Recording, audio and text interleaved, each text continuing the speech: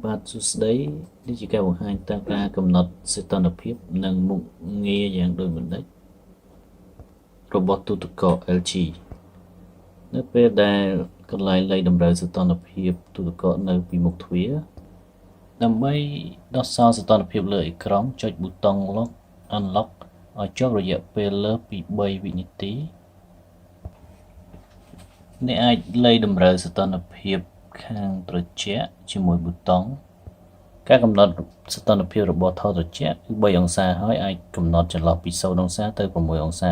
ហើយនៅសីតុណ្ហភាព0អង្សាខ្យល់ត្រជាក់បាញ់ចេញមុខខ្លាំងហើយនៅ6អង្សាខ្យល់ត្រជាក់នឹងបាញ់ចេញមុខតិច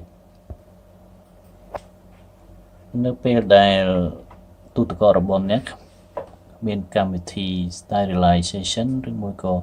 deodorization នោះសញ្ញាព្រួញខាងឆ្វេងគឺជាការកំណត់ទៅ0អង្សាហើយសញ្ញាព្រួយខាងស្ដាំគឺការកំណត់ទៅ6អង្សា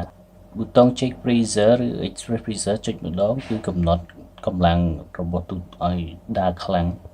កម្មវិធី check freezer ឬ express freezer វានឹងបាត់ទៅវិញដោយស្វ័យប្រវត្តិបន្ទាប់ពីដំណើរការរយៈពេលមួយជាក់លាក់នេះគឺជាប្រភេទកន្លែងលេខតម្រូវសីតុណ្ហភាពខាងក្នុងទូគឺអាស្រ័យលើប្រភេទលេខតម្រូវសីតុណ្ហភាពអ្នកអាចលេខតម្រូវសីតុណ្ហភាពដោយការចុចប៊ូតុងឬចុចដៃសម្រាប់ប៊ូតុងគឺយើងអាចកំណត់សីតុណ្ហភាពថតត្រជាក់នៅពាក់កណ្ដាលហើយយើងអាចកំណត់វាទៅខ្លាំងឬខ្សោយបានកម្លាំងខ្យល់ត្រជាក់ប្រែប្រួលដោយសារការកំ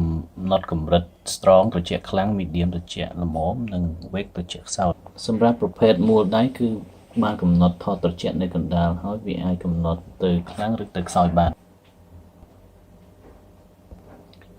នេះជាកន្លែងលេខតម្រូវសីតុណ្ហភាពខាងក្នុងទូទឹកកកអ្នកអាចលេខតម្រូវសីតុណ្ហភាពខាងកកដោយបង្វិលលេខសីតុណ្ហភាពខាងថតកកគឺបានកំណត់រួចនៅចំពាក់កណ្ដាលហើយវាអាចកំណត់ទៅខ្លាំងឬទៅខ្សោយបានកម្លាំងខ្យល់បាញ់ចេញវាប្រែប្រួលដោយសារការកំណត់កម្រិត strong កកខ្លាំង medium កកល្មមនិង weak កកខ្សោយជាទូទៅទូទឹកកកគឺប្រើកម្លាំងបរិមាណខ្យល់ដើម្បីកំណត់សីតុណ្ហភាពខាងថតកកនិងថតត្រជាក់ដូច្នេះនៅពេលដែលកំណត់ខាងកកខ្លាំងនោះខាងថតត្រជាក់និងត្រជាក់ខ្សោយដើម្បីរក្សានៅសីតុណ្ហភាពល្អគួរកំណត់សីតុណ្ហភាពខាងកកនៅពាក់កណ្ដាលឬខ្សោយនៅពេលដែលយើងចង់ឲ្យសីតុណ្ហភាពខាងត្រជាក់ខ្លាំងបាទបើមានចម្ងល់សូមបងប្អូនអាចខមមិននៅខាង